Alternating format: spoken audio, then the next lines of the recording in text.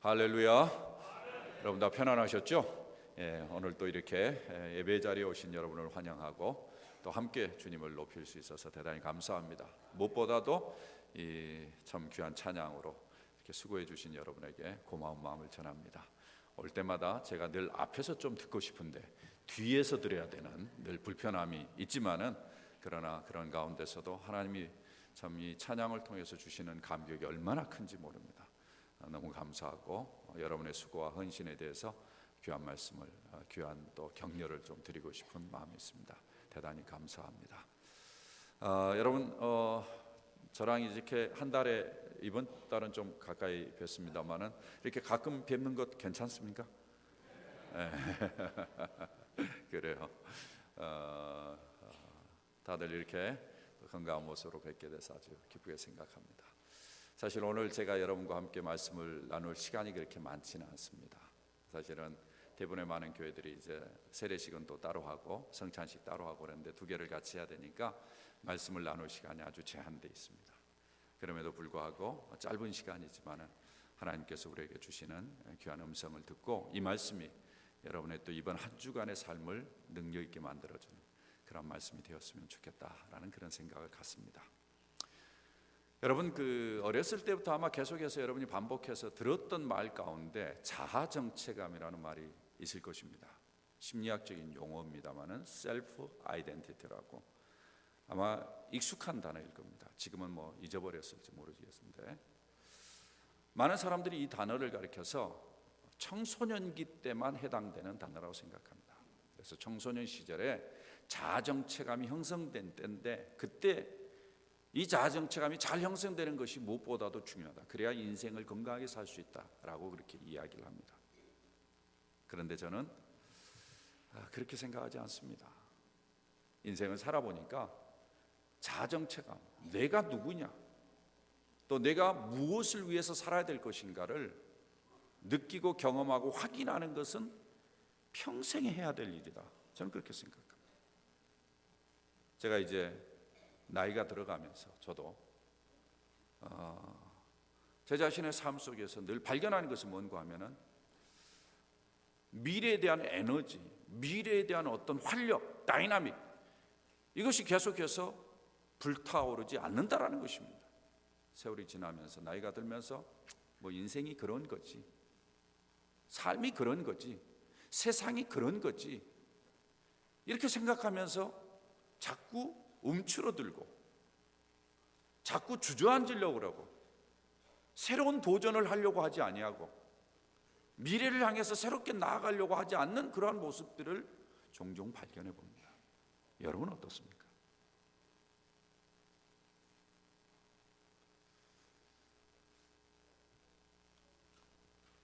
저는 오늘 여러분과 함께 참 이런 부분에 대해서 생각해 보려고 합니다.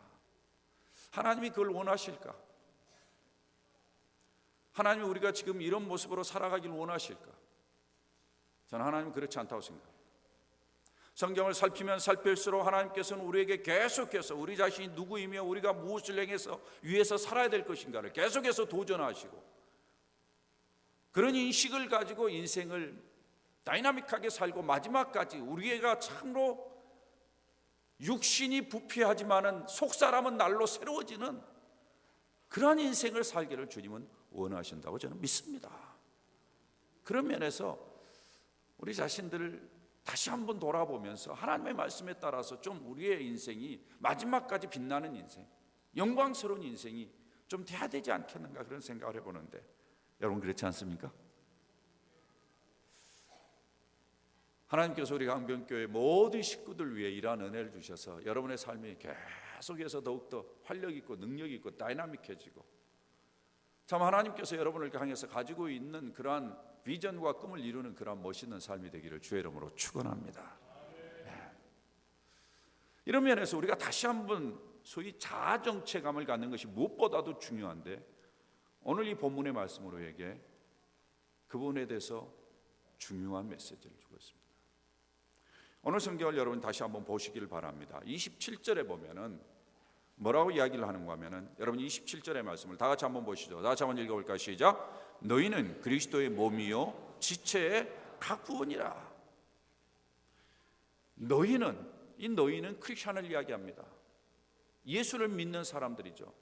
오늘 세례를 받고 학습을 받고 유아세례를 한 모든 예수 그리스도를 주로 고백하는 사람들, 그런 사람들을 이야기합니다. 그러니까 우리가 예수 그리스도를 주로 믿음으로 말미암아 하나님의 자녀가 되는 은혜를 덧입게 되었는데, 이 하나님의 자녀에게 주시는 자아정체감, 가장 중요한 네가 누구냐, 이 부분에 대해서 특별한 비유를 들어서 이야기를 해주고 있습니다. 너희는 그리스도의 몸이다 라고 이야기하고 있습니다.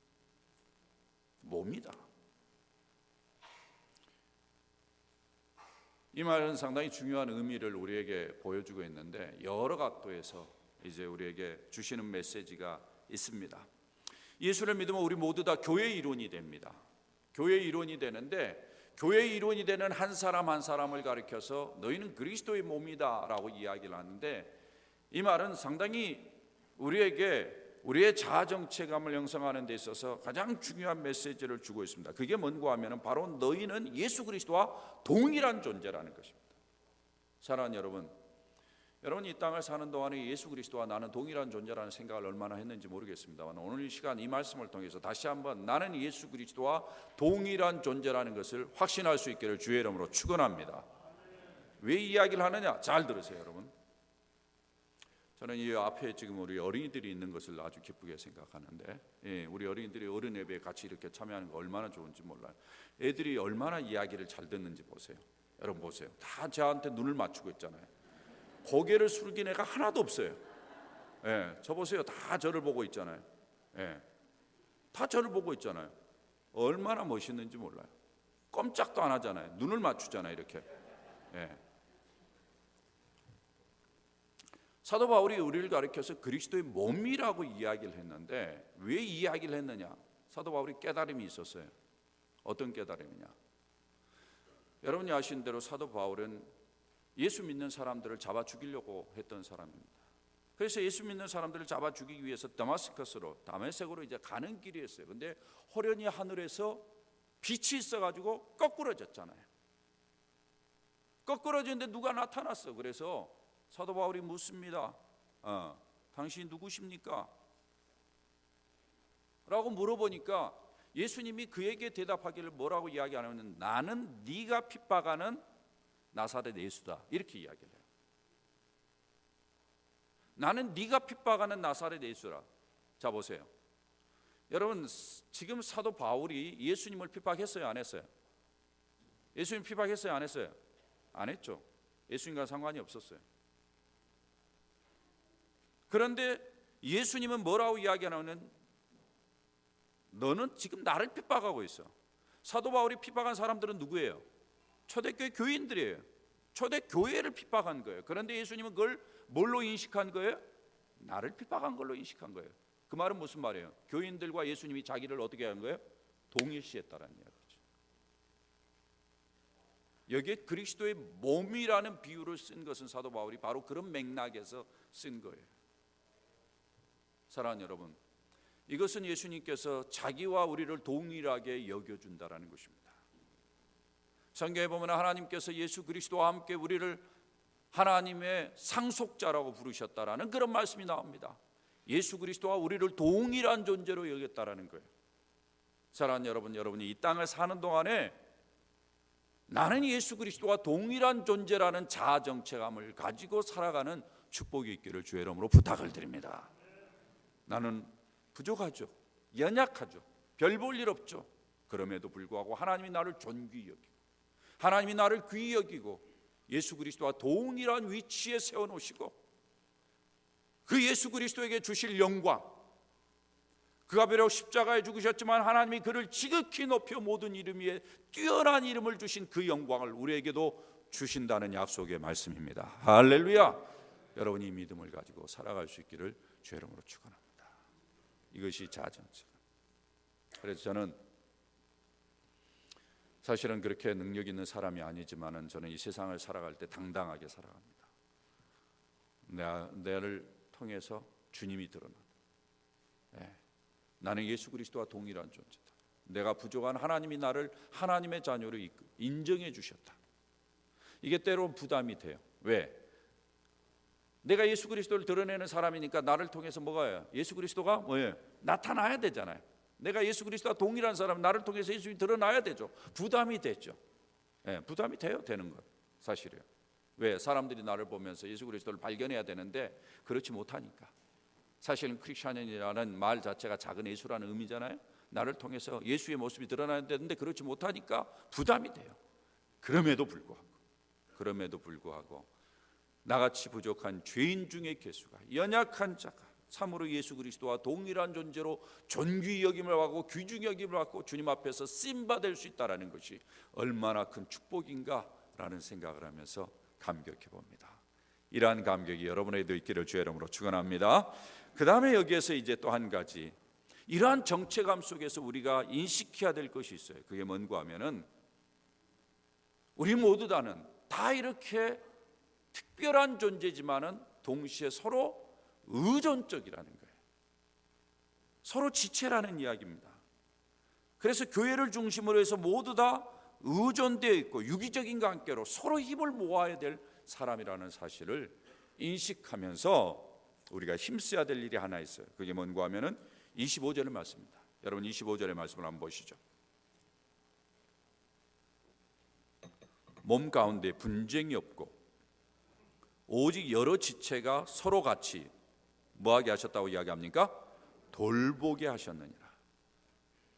자, 우리가 예수 그리스도와 동일한 존재라는 자아정체감을 갖는 것과 함께 우리가 해야 될 역할이 있다는 거예요. 그게 뭔가 하면은 다른 지체들을 서로 돌아보는 일입니다.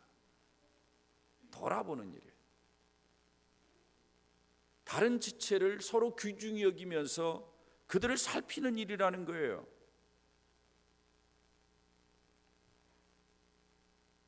서로 살피기 위해서는 이 앞의 내용을 살펴보면 사실은 12절부터 쭉 하는 이야기인데 이게 여러분이 교회를 잘 이해하셔야 됩니다. 교회의 지체를 보면은 그렇게 예수 그리스도와 동일한 존재지만 연약한 존재가 있어요. 좀 약한 존재가 있어요. 좀 뛰어난 존재가 있지만 부족한 존재가 있어요. 그러나 성경이 이야기할 다 몸을 위해서 요긴하다.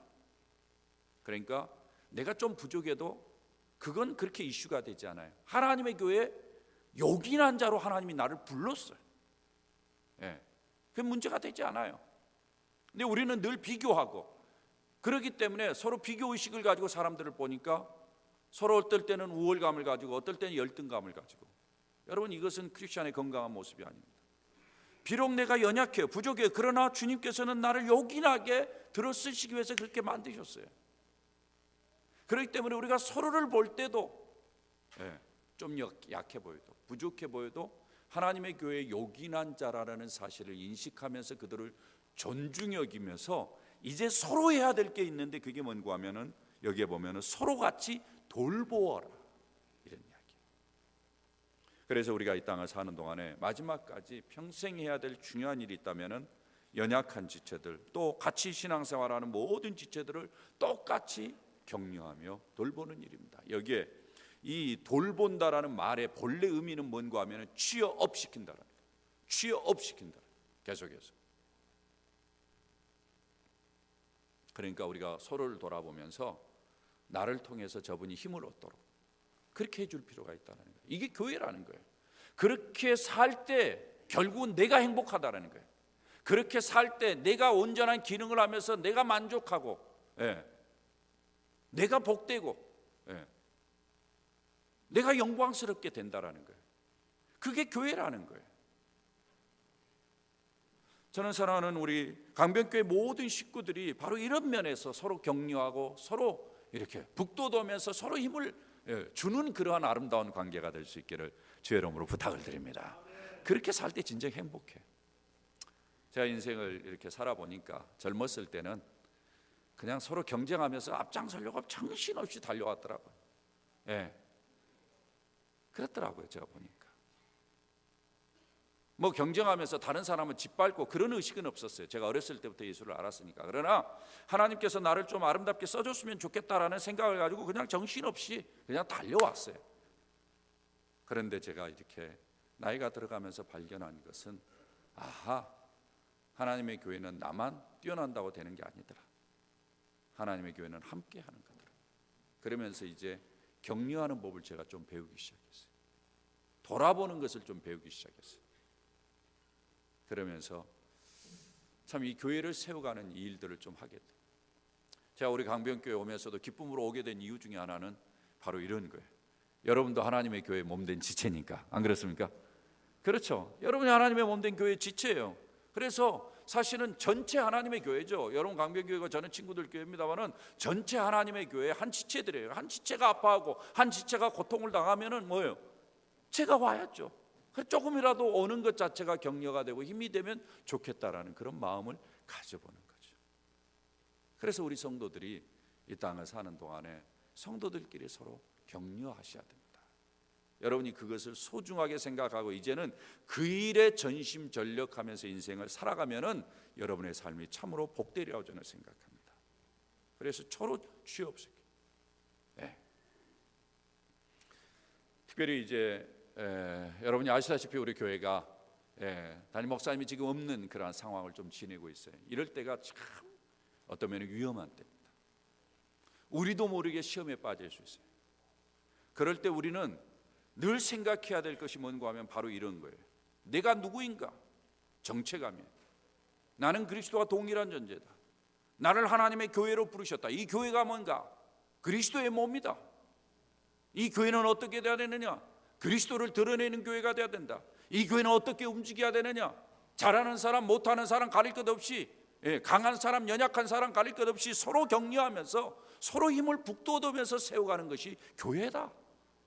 이런 인식을 여러분이 깊이 하는 것이 무엇보다도 중요해요. 그래야만이 교회도 행복하고 여러분 자신도 행복할 수 있어요. 그런 면에서 이런 위기의 때 이 말씀처럼 이 말씀에 따라서 여러분이 순종하면서 인생을 살아갔으면 좋겠다, 이런 생각이 듭니다.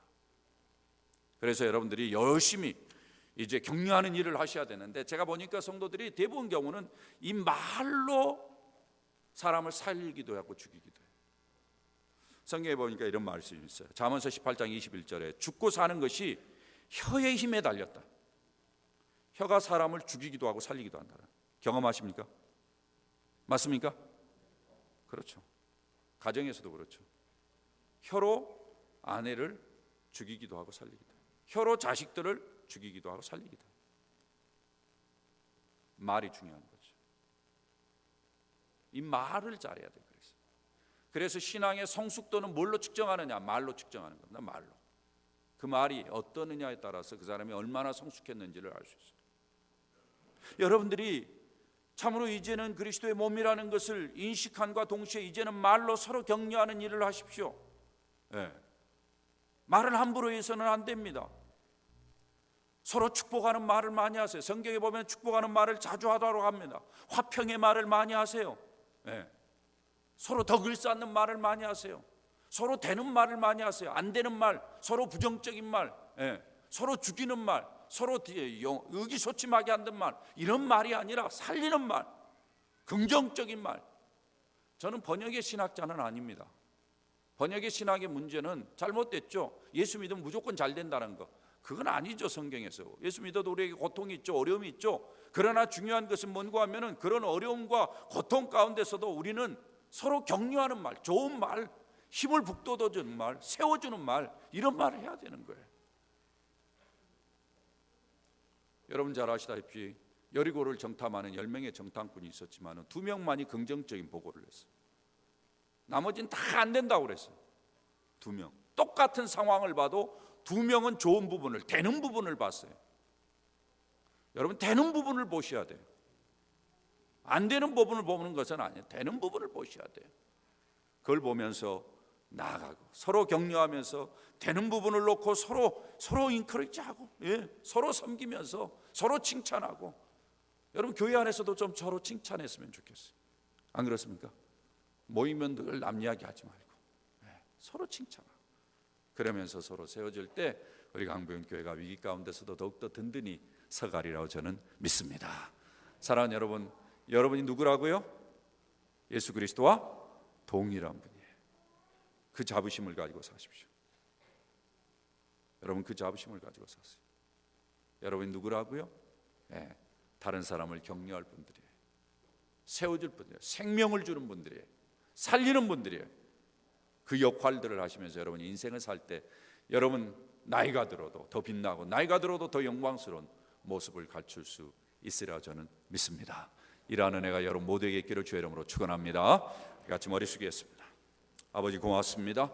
오늘 말씀을 통해서 다시 한번 우리 자신이 어떤 존재인가를 또 무엇을 하면서 살아야 될 것인가를 깨우쳐 주심을 감사합니다. 우리가 예수 그리스도를 드러내는 사람인 것을 잊어버리지 않게 하시고 날마다 우리가 주님처럼 격려하며 힘을 북돋우며 살리는 역할들을 감당해내는 우리 모든 식구들 되어져서 이 위기의 때지만은 우리 모든 강변교회 공동체가 아버지 하나님 살아나며 이 강변교회 공동체가 아버지 하나님 힘을 얻고 능력을 얻고 서로 아버지 하나님을 세워주고 오 아버지 하나님 그래서 이 마지막 때 주의 뜻을 이루는 복된 공동체가 되도록 주님이 두 손을 들어 축복해 주옵소서. 예수님의 이름으로 기도드리옵나이다. 아멘.